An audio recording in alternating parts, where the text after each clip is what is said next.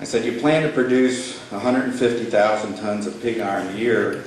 And I said, is this 100% pig iron from your iron ore concentrates at Pea Ridge? I said, your website says the iron's coming out of the ground at 50 to 75%, so what is the iron ore content of your concentrates? And then I asked if he was going to build a slurry pipeline to transport this from Sullivan, Missouri to Crystal City.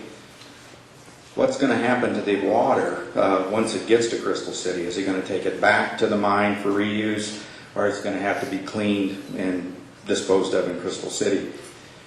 Just so that, so you don't have to do the math in your head, I asked him how many gallons of water does it take to transport up 822,000 pounds of concentrates per day if it's at about a 70% slurry ratio. So that's a lot of water. Asked him how much pig iron sells for per ton on average, and was it traded as a commodity. And then finally I asked him if the new barge facility would transport to China Midmetals Corporation directly, or would it be sold on the world market. So he called me back, and he didn't answer any of those questions, but he did get But my dad used to say, if you let a liar talk long enough, you can get a lot of information from him. The iron ore that he's peddling will be like over 70% iron metal. So that leaves 30% that would be turned into slag or other byproducts. But he said that the slag would all be sold to the 2 local cement makers in town, so we need to find out if that's the case or not, because it would still be a lot of slag every day. I asked him about the water, and so if you do the math, he's got 800 and something thousand pounds of iron ore and maybe a 70% solids in the slurry. That means there's going to be about 30% of that's going to have to be dealt with and taken care of. He said most of that water would be used for cooling. That's a lot of cooling. So we need to do a little more work on that. He said all of the byproducts would be sold, and that that there wouldn't be a slag pile. So we need to find out who's going to buy all this stuff, and then what kind of volumes that they have. He also said that he has 3 investors, not just Midmetals. Midmetals is a very large company. I spend some time dealing with Chinese companies in my work, and what Midmetals is like a very large, what started out as a Chinese trading company. And what that means is that they buy and sell commodities and do trading of all sorts of things. They're a $19 billion company, which makes them like number 13 in China. So they have pretty deep pockets.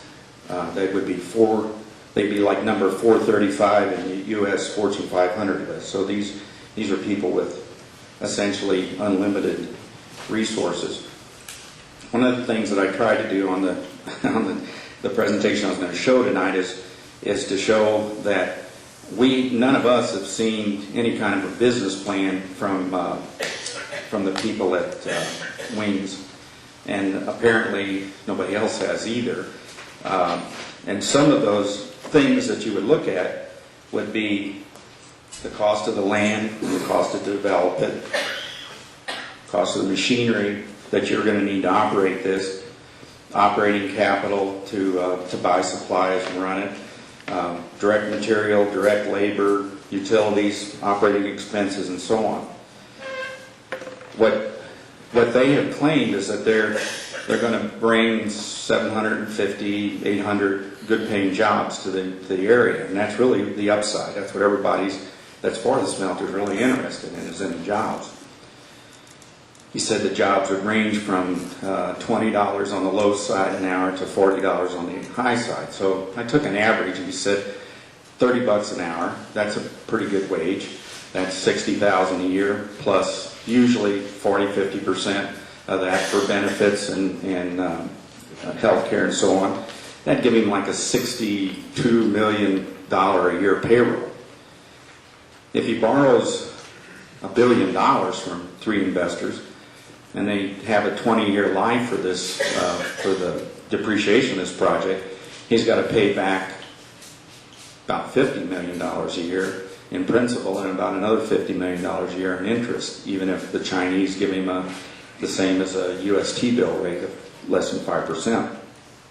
So where I'm coming from in a roundabout way is, if he's going to do, and he said 2 million pounds of high-grade pig iron, pig iron's like 40 or 50 cents a pound, that's going to bring him in about $1 million.